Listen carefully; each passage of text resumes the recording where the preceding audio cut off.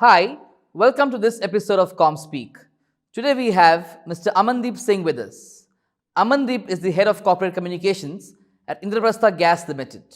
Most of you who have traveled in Delhi in an auto rickshaw or in a public vehicle have used the CNG, and this CNG comes from Amandeep's company IGL. Thanks for joining us today, Amandeep, and good to have you. Thanks a lot, Amith. Thanks for inviting me to this platform. It's a pleasure. And we'll go through your life's career stories, journeys of professional success, and things like that in the next few minutes. Tell us about how it all started. Tell us about how you got into corporate communications and public relations. You see, when I look back at my career, at the end of my studies, I completed my master's in business administration, specializing in marketing. So the initial 5-6 years I spent in Chandigarh, and I was marketing, exhibition, as well as advertisement space for leading organizations. I spent 5-6 years there. And simultaneously, I had also done a diploma in journalism because I was working in leading dailies. So in 1998, I got an option to join ITPO, India Trade Promotion Organization, the apex organization for trade promotion in the country, which also manages Pragati Maidan Exhibition Complex in Delhi. And when I joined, I was just asked by the HR manager that I worked in the leading publications, and I've also done a diploma in journalism. That would you like to join publicity and PR department? You see, I was marketing's advertisement space, and grass is always greener on the other side of the fence. So I thought, let me give it a try. Let me sit on the table on the other side and try this out. And fortunately, I really liked the work. I got an opportunity to handle media for the India International Trade Fair. And suddenly I started getting a liking for the job. But mind you, till then, I had never ever written a press release. But that was the first time I had got great mentors in ITPO, Ms. Soma Chakravarti, Mr. Somnath Sarkar, who actually mentored me, and then this journey started. And now it's been 22 years in public relations. Right. And I'm still liking the work and learning every day. And then it's been almost 15 years out of 22 with your current organization. How did that move happen from ITPO to IGL? You see, I would say the first 7 years in ITPO were more of a learning phase for me. And but ITPO being a government organization, the growth would have happened at a normal pace. So I was looking at an opportunity for actually putting all my whatever learnings I've done into practice. And then came an opportunity through a consultant. I just got a call that IGL is looking for a person to head the corporate communication function. This was in 2005. And it was supposed to be a one-man army. The organization was pretty small. It had just started. Initial phases had been really tough, and things were stabilizing. The mandate of Supreme Court was to have the entire public transport of the national capital running on gas. So most of the vehicles had already converted. And the challenge which was given to me was to increase the acceptability of CNG in the private car segment. And more so, also to be the public face with the media. How did you go about building your team? What went into planning and making your team from one-man army to a 5-member team now? How did that come about? See, the initial challenges were actually relating to the media. Of course, the metro pages were the main issues which they were highlighting, probably relating to safety and acceptability of gas and how pipe gas is spreading across. So initial times were primarily onto that, but subsequently when the organization started scaling up, there was definitely a need to have more people in the team who can look after various functions, because we also needed to diversify into various functions. And I would say in 2010, 2011, social media had also was a major force, and we are operating in a very aware market. The people are quite educated and tech friendly. So we had to get into social media also, and I needed people. More people were required. And then in 2014, when this mandate of CSR also came, the CSR function is also handled by me. And thankfully, our profits are growing, and so is the CSR budget every year. I needed more people to handle various diverse activities. But of course, in each and every function, I have a major say in that. So we'll come back to your work at Indraprastha Gas in a few moments. Tell us about your early years, your school days, where you began your life in, and things like that as well. See, early days, I belong to Amritsar. My early childhood was spent in the streets of Amritsar, just a few feet away from the Golden Temple complex. And of course, relishing the street food of Amritsar. That's where my roots lie. After 7, 8 years, I shifted along with my family, to Mohali, which is in the suburbs of Chandigarh. And all my education has been in Punjab only, in Amritsar and Chandigarh only. And even when I started my career, at no point of time I was interested to move out of those places. I was pretty comfortable in Chandigarh. So coming back to your job, a lot of people talk of various things that happened in the last 5 years, including demonetization and how Paytm succeeded. Very few talk of how the odd even scheme in Delhi actually, in a way, helped people realize the importance of using more cleaner fuels for running their vehicles, and IGL was at the forefront of it. Tell us about how did that transform your work, your life, those few months when the CM in Delhi said, let's do an odd even scheme of running some vehicles some days and some the other days. Tell us more about that. Well, there's a very interesting story behind it. It all started when this announcement was done in December 2015 that from 1st of January 2016, for a fortnight, odd even scheme will be implemented as far as the private cars in Delhi are concerned. So that would have also meant a loss of revenue for us, because half the private vehicles running on gas would also have been again not been running on would not be on the roads, and would have lost some revenue. And then we had approached the government because since we are a clean fuel, that IGL, this CNG should be exempted from the gamut of odd even. And thankfully our request was accepted. But the only concern was how to identify a CNG run vehicle. So we came up with an idea to affix bright colored stickers on the windshields of the vehicles to identify them as CNG run vehicle. So thankfully that was accepted. So this scheme, we were able to distribute we got all the support from the Delhi government to distribute the stickers, and it was done. And then odd even scheme was again repeated after 3, 4 months in the April. So then again CNG was accepted. When these bright color stickers were put in, they also gave a very distinct identity to CNG vehicles. And again, we were able to overcome one of the biggest challenges which we were having. So when I started off in IGL in 2005, the perception of CNG used to be that it is a fuel for public transport drivers, for the autos, for the taxi drivers, for the bus drivers. And people were hesitant to say that they are running their vehicles on CNG. It was supposed to be a low profile fuel. Right. And here we were having a situation where people were proudly carrying the CNG run sticker on their windshields. So quite a transformation for us. I also documented the entire case, and I presented the entire study at World Gas Conference in Washington. And subsequently, I converted it into an academic case study with the professor of IIM. Interesting, because very few Corpcom leaders convert their campaigns into academic case studies, and you've been one of the few who've done that, and I've seen that in your social media posts in the past as well. So speak some more on that area and aspect of communications as well. See, what is happening in the case of communication leaders also is that normally when I look at my peers in the private sector, people get to the position of head of corporate communication in the early 40s, mid 40s and all, and by the time they are 50, they start burning out. So I think there has to be some way people need to be relevant in their professions for their organizations, and you need to build up your domain, build up your bandwidth.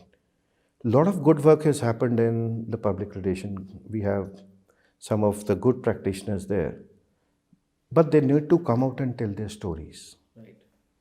And one of the aspects which most of the public relation professionals have been ignoring are the academic case studies, because every organization needs to attract best talent. And when you go out to the business schools, it's very important that this business school knows about not just you as a person, not just you as a brand, but the work which you have done. Also good for you when you have people you want to hire from campuses to join the organization. These case studies become a major influencer for them to say, wow, I want to join a very innovative and exciting organization as well. And you just spoke of a campaign in a campaign. I realized the campaign one was to put these stickers on vehicles, and based on that success you created another campaign to reach out to academic institutions with the case study as well. Talking of campaigns, tell us about one of the most outstanding campaigns other than this one in your 15 years at IGL, if there's one that stands out for you. See, for IGL, of course, this was have been the major one, and I'm very proud of the CSR campaign which I run when anybody coming to Delhi always notices there are stickers on back of the private taxis and auto says this taxi respects women, this auto respects women. I'm very proud that that's my flagship CSR campaign. Barabari ki Dagar Surakshit Safar, that's a gender sensitization training program for auto and taxi drivers of Delhi NCR. When did this happen? Which year was this campaign unveiled in? So we got associated with this campaign in 2015. It was actually a Delhi government initiative which started after the unfortunate incident. So when they had started this campaign that every auto and taxi driver, when he goes for fitness of his vehicle, he has to mandatorily attend a training program. So after attending that training program on gender sensitization, a sticker is affixed, and that actually signifies that it is a safe place, a safe public place. Yeah, I've seen the stickers. I never knew there was somebody like this behind the campaign, and good to know that today. So it's not just a training because we've actually multiplied it. I've even done a research paper on this, research study on my own research study, and then we have an app. We are already engaging the auto and taxi drivers in this gender sensitization campaign because women's safety is a major issue in Delhi, and the taxi drivers, auto drivers are one of the biggest stakeholder groups. So let's move out of the environs of IGL for a moment. Tell me one campaign that either in India or globally that struck a chord with you and you said, wow, I wish I had worked on this campaign. I wish I was part of this campaign. What's that one campaign that inspires you, that makes you feel that, wow, I wanted to work on this campaign, but I couldn't? Ye Dil Mange More. Okay. So inspirational. The way Captain Vikram Batra used it during the Kargil War. Right. And I was just at the start of my career. It still inspires me every day. Talking of academics, which we spoke of a little while ago, I mean, your LinkedIn profile talks of several diplomas, degrees that you have done, studied in India, studied overseas. Tell us more about your academic bent of mind, and now you're pursuing your doctorate and PhD as well at IIM Kashipur. Tell us more about how this entire interest in academics grew in a professional's life. See, when I was working in ITPO, I was sent to an advanced training program in trade fair management to Germany. I was there for 1 year. The medium of instruction was German. I virtually traveled to all the trade fair centers in Germany, even got to work for a couple of months in Cologne Messe in Cologne. And what I saw there was there was no age for learning. The quest for knowledge among people were studying at the age of 30, 35, 40 and all that. So there was thereafter started my interest in academics, that yes, this is one place where I've gone and there's a lot to learn. Right. And every day is a learning. Of course, I couldn't get into academics immediately after that because of the family situations at that point of time and family commitments which are there.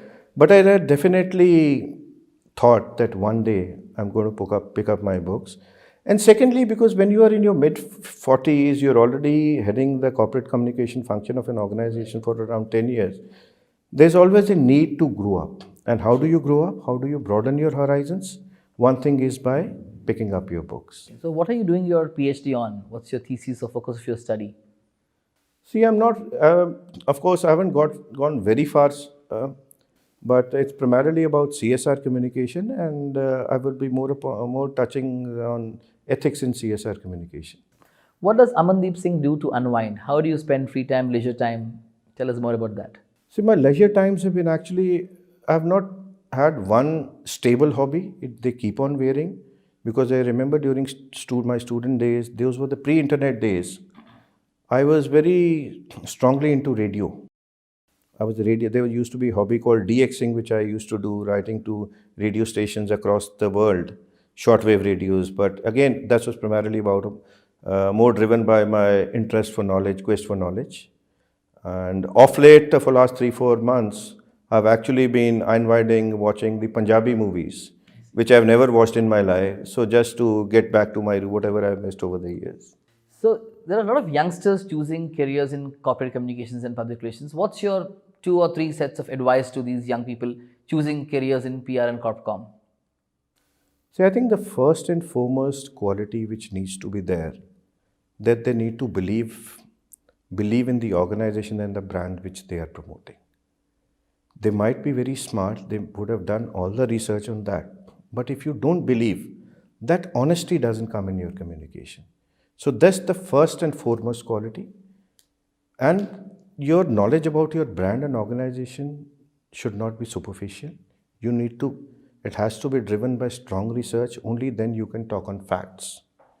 And thirdly, when you're devising your communication, remember, every human, apart from having a brain, also has a heart. The communication has to touch the heart also. So you've been with this company for 15 years. You must have more than one boss in that 15 years tenure. Tell us more about things you have learned from your seniors, leaders, bosses at IGL. I think 2-3 bosses, 2-3 heads of. I worked with 6 managing directors within IGL, and one thing I remember about one of my bosses, Mr. Vedvyas, used to be there around 10 years back. See, he was the one who gave us an idea of becoming a $1 million company, to scaling it big. So he also used to say that don't come to me with problems, come to me with solution. So I made it a point. So whenever I go to my boss, I go over 2 possible scenarios, 2 possible solutions, with the hope that one of them will be accepted. And my current managing director, Mr. Ranganathan, he's been here for 4 years. I mean, a total technology buff who's one step always ahead of us. And his famous line is, last line first. Because he doesn't want to listen to everything, just come to the point and tell me what exactly it is. Right. And that's how the things are done. We are almost coming to the end of this interesting interaction and interview. If there's anything you wanted to share with the audience, something you felt I should have asked but missed out asking, it's your time now to share those thoughts. Is there something you felt, wow, I wish this question had come up in the interview? I have not worked with an international audience, but many people who get to work in multinational companies have to deal with multiple stakeholders. So what I realized through my interaction across the world is the basic human tendencies across the world remains the same.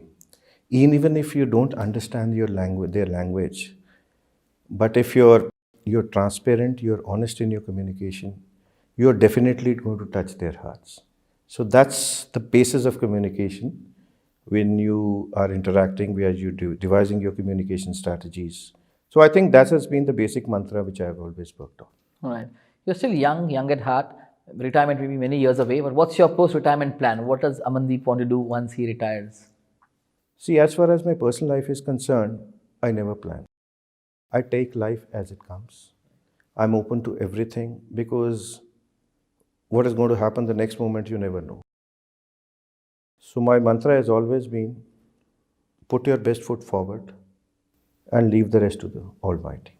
So here we are at the last part of the interview, which is the 9 questions rapid fire.